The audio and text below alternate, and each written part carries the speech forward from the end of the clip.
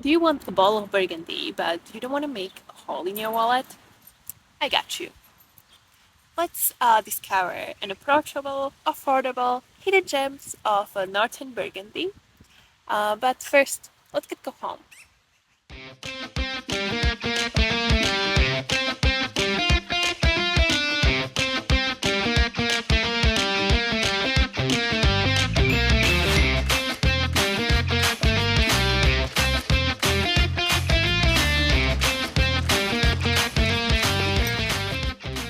The region we are going to be talking about is the most dynamic region of Burjan. So, what is this region and why should you even care? Ground Oxirax, or Auxi as I like to call it, covers the most northernmost regions of Burjan. We are so far north that we are actually closer to the Champagne than to the Côte d'Or most famous village, Beaune. This region we are going to be talking about and this video is dedicated to has a beautiful history, amazing winemakers which are behind the wines, and great passion. So let's sit down, let's talk about this great hidden gem. Two things which are super important are climate and the soil.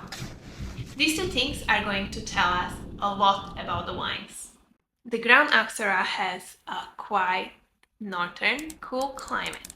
That means that the finished wine is going to be super refreshing with the alcohol levels in check, high acid, and optimal sugar levels. Then the Grand Axara has a beautiful soil.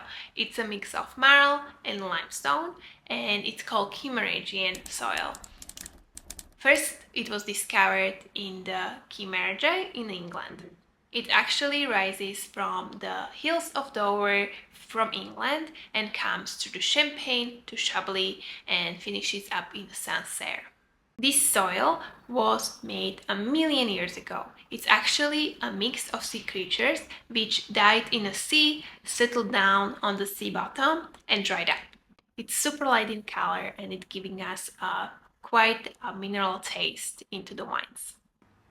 Now let's talk about the rise, the fall, and the rise again of the Grand Auxerrois.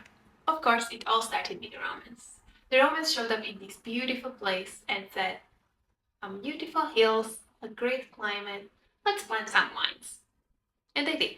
And the wines loved it there, and the Romans loved the wines. So this is how the winemaking started.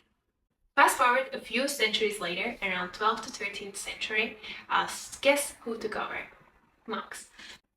These monks started to tend into these wines left after the Romans started nurturing them, growing them, learning about them, making secrets and writing into their books about these wines.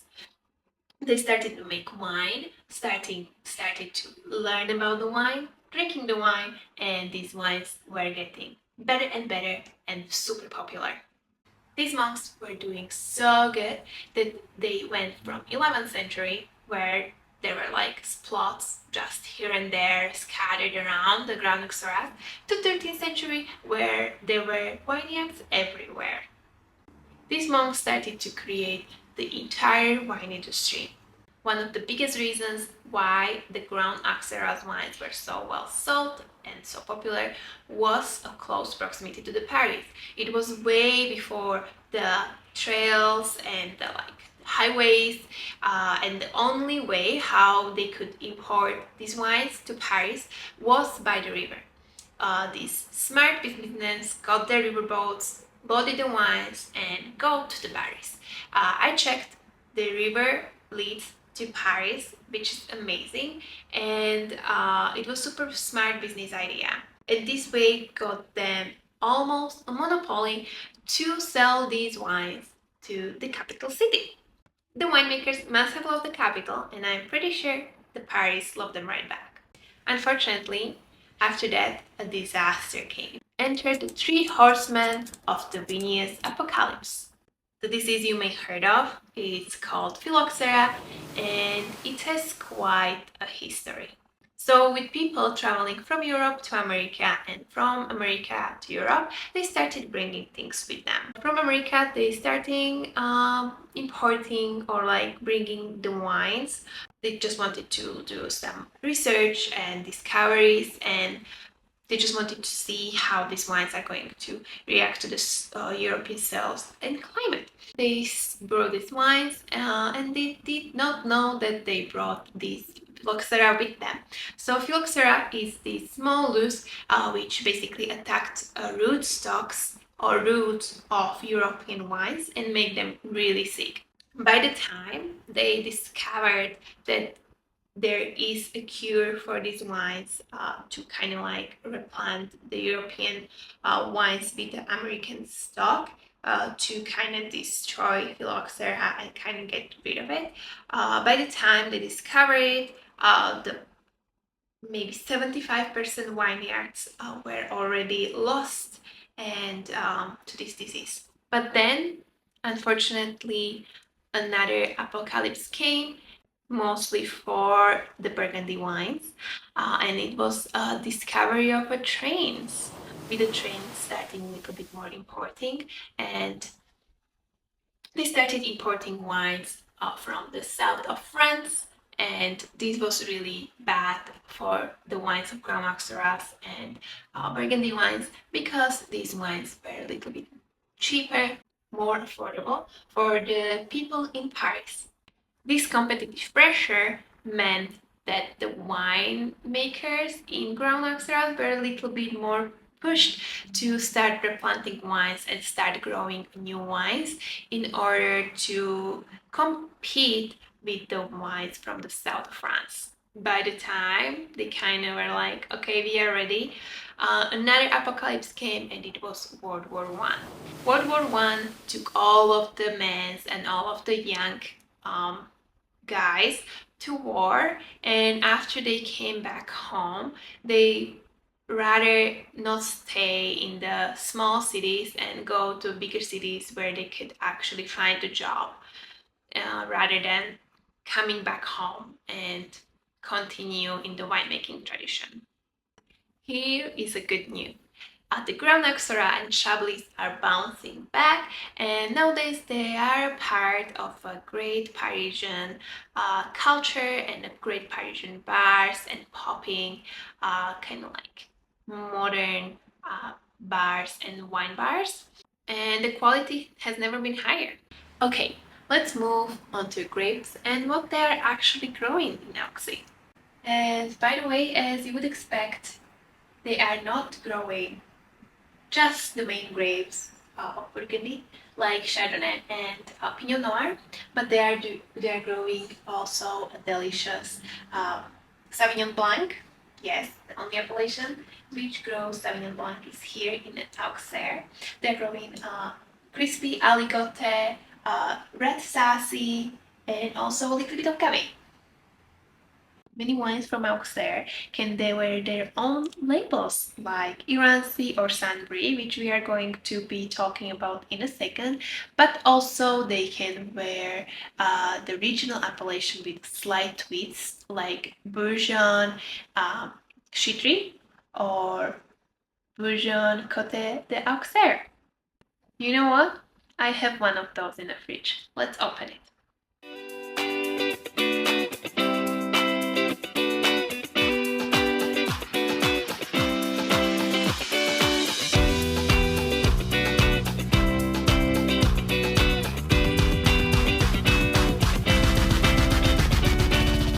First up, let's talk about Irancy. This village is a quick 15 minutes from Chablis, and it possesses Quebec soil with a little bit of a brown limestone mix.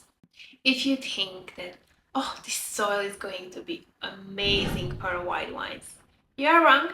They do grow red wines only. You'd expect nothing less from this beautiful region, which possesses a cool northerly climate and Chablis-like soil. It produces super refreshing wines with a lot of bright red fruit flavors, slight spices, and super approachability. Irancy is actually one of the best value wines from Burgundy. It's super in rise in France and it's still super affordable here in Canada or America. One unique feature of Irancy is the connection to Caesar grape.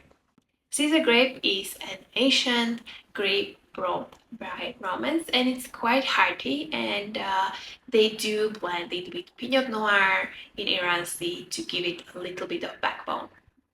Now, let's talk about the only appellation which grows Sauvignon Blanc. It's believed that Sauvignon Blanc came to this appellation in the 11th century from Sancerre. Nowadays has this appellation and advantages of lower price and lower yields as Sancerre. We are talking about a Saint-Bris. So why does Saint-Bris produces such a fantastic Sauvignon Blanc? It of course everything lies in soil. Sancerre, its best wines comes from the Kimmeridgian soil, and Saint-Bris is sharing the same soil type. These limestone-rich soil impart a unique character to these Sauvignon Blanc wines, which are usually a lot of aromatics, a lot of stone fruits, and a lot of lime, lemon zest character, and it gives it a little bit more minerality and saliness. The last village I want to introduce you praised itself with 20 centuries of wine and wine. This is commune of Vezelay. It has a rich history which begins with no one less than Romans, and they do have a temple dedicated to Bacchus to prove it. During the last centuries, Vezelay was always producing wine, and it had its own struggles.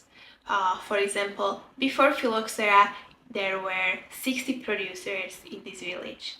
But after phylloxera and after the trade and war, there are nowadays only 9 producers in this village. And this proves that Vezelay winemakers never gave up. They rebuilt, replanted, replenished the wines, and nowadays they grow mostly Chardonnay. Let me introduce you to 3 amazing producers from the Axara. We will start with the producer from Saint-Bris, Clotilde Devanne, continue with the producer from Irancy, Domaine, Benoit, Cantin, and finish from one of those 9 producers from Vezelay. Clotilde Devanne is a great woman with an amazing energy. She comes from the cattle farming family and she was working for Jean-Marc Brocard, which is the most well-known producer in Chablis, for 15 years. She was their enologist and after 15 years she decided she wants to do her own vineyards. So she bought vineyards in Chablis and the Grand Auxerrois. Today, her domain comprises vineyards from Chablis and Saint-Côte-d'Auxerre, Saint-Bris, and Irancy. Mostly in Chablis and the Irancy village, they are 50 years old and produces vineyards from Chardonnay and Pinot Noir as well. But I think the most well and most prized vineyards are in Saint-Bris. These vineyards are 100 years old, just 3.5 hectares, and she merely produces 2,000 cases, which is great. Second winemaker I want to talk about is Domaine Benoit Cantin. This is a really small producer from the village of Irancy. This Benoit Cantin is a winemaker which was passed down from the father to son, and nowadays it is a 4th generation of winemaker making wines. So this domain is growing mostly Pinot Noir and César on Kimmeridgian soil and grows just 16 hectares of wines. These wines are mostly delicious, of course, but it's more structured and earthiness and kind of like elegance and more traditional style of Burgundian wines. And lastly, let's talk about the village of Vezelay and Domaine Elllis Villieres. Domaine Elllis Villieres is a woman who was introduced to wine in the really early age by her uncle, who brought wines from a really popular appellation and gave her a little bit of taste of how wine is supposed to taste like. She fell in love, and after her kids come to an age to be independent, she decided that she does want to grow her own wines. So she found out that some older vineyards or winemakers are putting their wines and vineyard parcels up to sale, and she didn't hesitate and bought the vineyards from them. Nowadays, she's growing just 4 hectares of wines, mostly Chardonnay and Pinot Noir, in this small appellation, and is one of the 9 producers in this appellation, which is independent and grows their own wines and bottle their wines as well. Okay, guys, this is all from me from tonight. Let me know in the comments if you've had ever the wines from the Crown Auxerrois and if you liked it, which one's your favorite, and I'll catch you next time.